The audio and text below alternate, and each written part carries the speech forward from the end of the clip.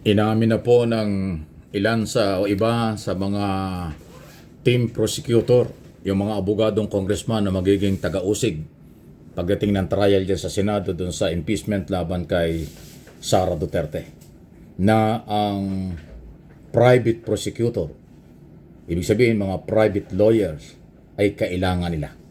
Iyon ang maganda.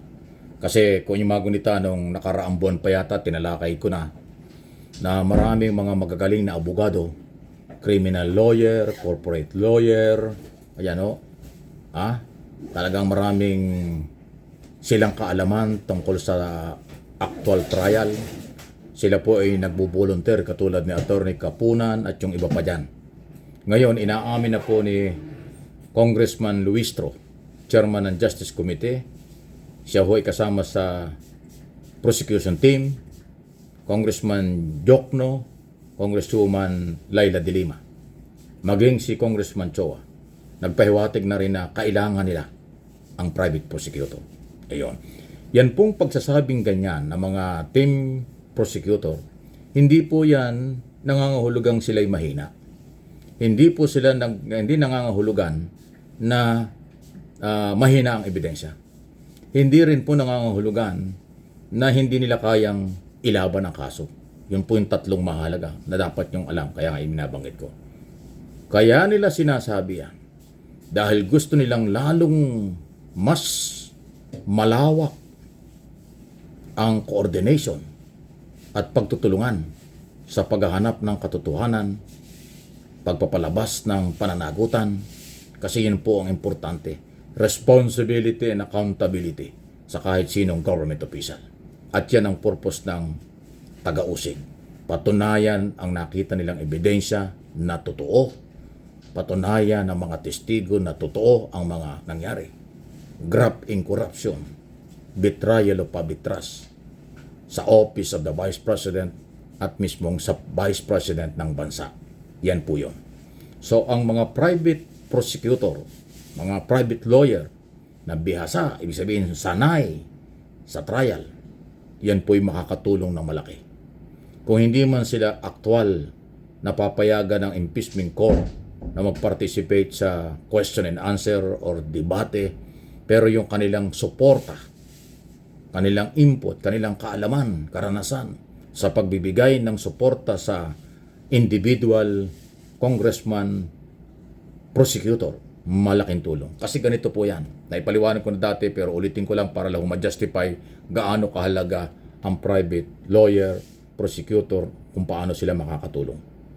Yung pong 11 congressman na mga team prosecutor, yan ay naka-assign sa bawat article. I-assign yan sa bawat ebidensya. Halimbawa, ang issue ay tungkol sa graft in corruption. Maaaring isa, dalawang prosecutor ang i-assign dyan kasi malawak yon. Yung issue naman ng tungkol sa bank account, bank transaction, kailangan dyan corporate lawyer or may experience sa malawak ang karanasan tungkol sa taxation. Kasi dyan makakasama yan eh. Malaki income, magkano binayaran buwis. Yan po yan. Yan ang mga eksperto sa mga criminal case katulad ng pag-uutos na kunin, patayin ang buhay ng kunin ng Pangulo, Vice President, yung Speaker of the House at saka First Lady. Criminal lawyer po ang magiging magaling doon. Kasi yun po ay crime. Ang pagbabanta ay crime. Yun. So yun po yun. Kung halimbawa naman ang issue ay tungkol doon sa usapin ng identity ng tao. Kay Mary Grace Piatos, nasabi ng Philippine Statistics Authority, walang taong ganon. Multo, o di ba? Merong abogadong i-assign doon. So yung 11 mga abogado, hindi lang po isang kaso ang hawak noon. Although meron silang kanya-kanyang hawakan, pero sila may malawak na ugnayan. Tapos kailangan ng suporta ng private prosecutors. Ayan. Ginawa na ho ito sa mga nakaraang trial kay Erap Estrada, kay Chief Justice Corona, at kung sino-sino pa. Ngayon mas matindi kasi mas malawak ito. Sa totoo lang, sa ilang mga impeachment trial na po na nangyari sa ating gobyerno, ito yung maituturing nating pinakamatindi. Ang di umano'y pang-abuso at korupsyon. Kasi masyadong malawak ito. Nung panahon na ERAP, tungkol lang ho sa sinasabing illegal gambling. Sugalan, yun lang ang issue ron. Di ba? Kay Corona naman, ang issue naman dito ay tungkol sa SALN. Hindi rin na-deklara tama yung kanyang income. Betrayal of public trust. Yun lang yun. Dito kay Sara, marami. Hindi tama yung SALN. Maraming ill-gotten wealth. May tangkang pagpapatay sa presidente. Meron pang grapping korupsyon. Kaya napakatindi po. Sa totoo lang, hindi po ako abogado. Hindi kailangan ng abogado makaintindi nito. Kung magiging bukas lang ang ating kaisipan at kaalaman bilang mamamayan, tayo ang naabuso ng Office of the Vice President ay talaga hong mabigat. So, yan ang challenge naman at ibibigay na pagkakataon sa Defense Council. Di ba? Matagal nating alam, merong 16 na mga abogado na sinasabing magagaling ang magdidepensa. So, yun ang maganda. Labanan ng Defense Council at ng team prosecutor, both government, congressman prosecutor, at private prosecutor. Di ba? Sarap abangan ito. Kaya alam mo, yung mga estudyante ng law, o sabihin gustong maging nag-aaral ng batas at gustong maging abogado, napakagandang actual na pag-aaral ito. Paano ang presentation ng ebidensya, paano kontrahin ito, paano ang tamang proseso. Very educational po ang trial, kung interesado kayo.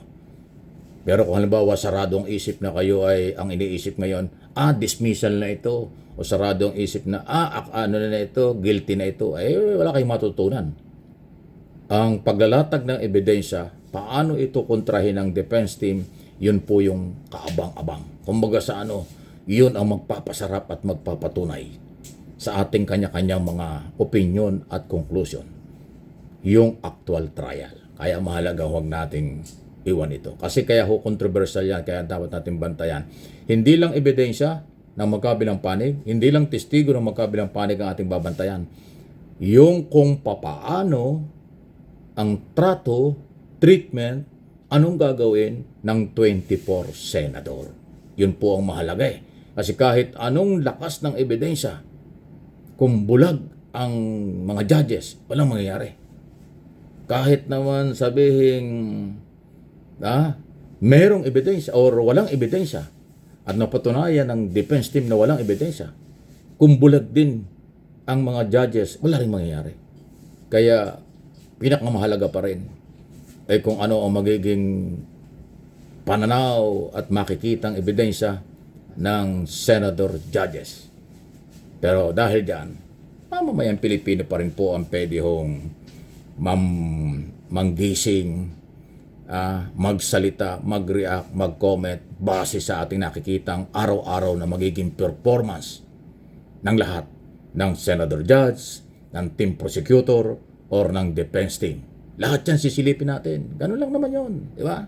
Huwag kayong matakot. Ang karapatan hindi dapat ikinahihiya at hindi dapat sinasarili.